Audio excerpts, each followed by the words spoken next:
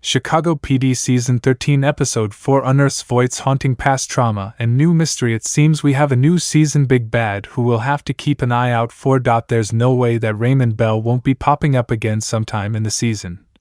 Especially with the conclusion of Chicago PD Season 13 Episode 4. But the bigger mystery is figuring out who left that old photo of a young Voight in his car and what they hope to gain from it. There's a possibility that Imani will feel so comfortable in intelligence that she'll opt to stick around longer, and Mandy may last for more than a season, a rarity at this point.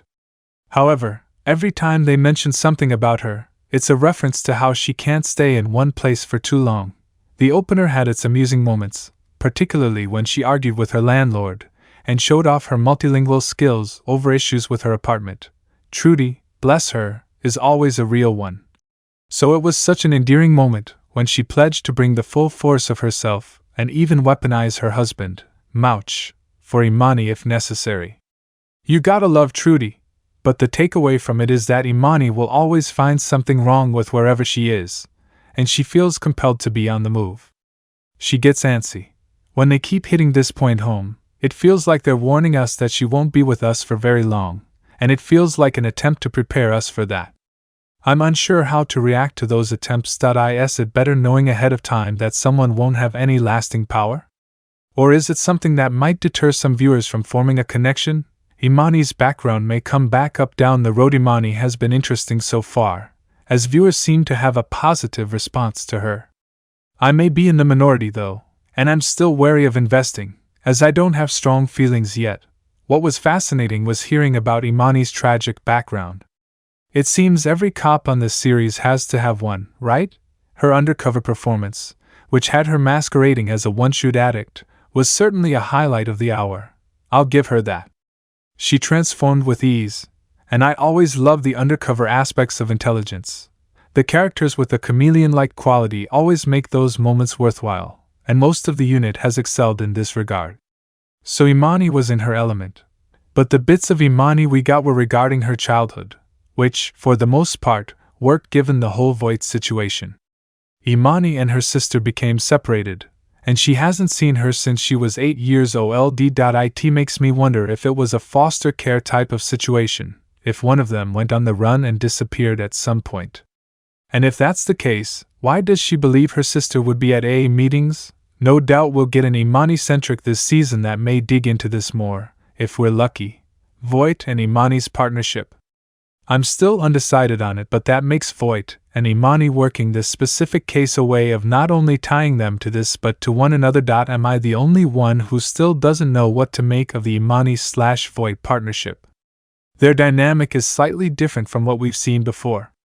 They work well together, but then we have little moments like her pestering him about the envelope situation and inquiring about it that stand out. It's probably a me problem because I get easily annoyed when people who don't really know me well start pushing boundaries, and it felt like Imani was doing that, especially by the end when she opened the envelope, one he didn't even show Trudy. But, presumably, this is what the series is going for, to dig into Voight more and give him some other character who doesn't subscribe to his tacit behavior. Imani respects, but she doesn't comply. Root cause opens the door for a season-long plot. The case was pretty out there, and there seems to be a pattern of Voight getting some of the gnarliest of them. I'm still not over the whole cut eyelids thing from a couple of seasons ago, and this time we had Gary out here mutilating people's hands and then self-lobotomizing. Initially, I thought that the suspect was maybe committing all of these violent robberies under duress or something. I envisioned someone in the guy's ear telling him what to do, and him doing it out of some ransom situation that had to do with his daughter. Instead, Gary was having some psychological break, and he was a deeply disturbed individual who either got over losing his wealthy lifestyle nor got the help he needed to deal with some dark, intrusive thoughts. It was so disturbing how he'd beat people, some to death, and then feel remorse afterward to the point of getting help for some of them or apologizing. Seeing him in action made his dynamic with Sage make a bit more sense, even though he treated her horrifically, and she needed to get far away from him. Imani handled that interview with Sage well. She exuded a softness we hadn't seen from her before, and genuine compassion that reinforced the idea that, beneath her tough-as-nails exterior, She's genuinely in this for all the right reasons. I can respect that. This recurring case feels redundant sadly. They couldn't talk things through with Gary enough to get him help and maybe even get to the bottom of how his father ruined him. Clearly, this man experienced abuse and ended up inflicting it on others. Now that Gary's gone, we're left to wonder what's happening in that house of horrors with Raymond and the granddaughter. In some ways, this reminds me of both of Ruzek's cases, the one with Zoe and the one with Samantha and her son under the thumb of her white supremacist father, Richard. Given that, there's a bit of a redundancy with this scenario that leaves me feeling a bit underwhelmed, but it could certainly evolve into a bigger and more interesting story, especially with Voight at the helm. But the hour had more invested in the envelope. I'm here for the Voight lore. Voight seemed rattled about it when he found it on his car, but no one expected him to tell Imani or anyone about it. But someone is digging into his past, and they've unearthed something that Voight likely would have ensured was buried. It's a shocking development to emerge 13 years into a series. In all this time, there's still so much we don't know about our main character, so the prospect of finally getting to dive into his background is remarkable. It seems a young Voight was a survivor of abuse, which, in hindsight, isn't that surprising and aligns with who he is as a person, as a survivor, and as an avenging angel on the streets of Chicago. Now, it makes me think about how Chicago PD's Season 13 Episode 1 had Voight acknowledging his father on the memorial wall, and I have more questions than I do answers about this development. The most frustrating part is knowing that, given Chicago PD's tendency to focus on character development through rotating storylines, we likely won't have any follow-up on this until the next time Voight is in the spotlight. And something tells me this is something they'd use to deliver a cliffhanger for the mid-season finale before the holidays. Gosh damn it, I really missed Atwater. He's already been criminally underused this season. Let's hope his incoming centric makes up for it. Trudy and Voight being ride or die for each other never stops putting me in my feels. He can always count on her. I don't mind the Voight/Imani thing.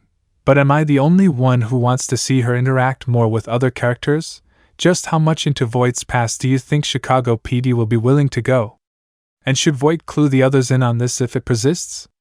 I cannot deal with that frustrating secrecy stuff he and Haley used to have, and since Imani is basically Haley,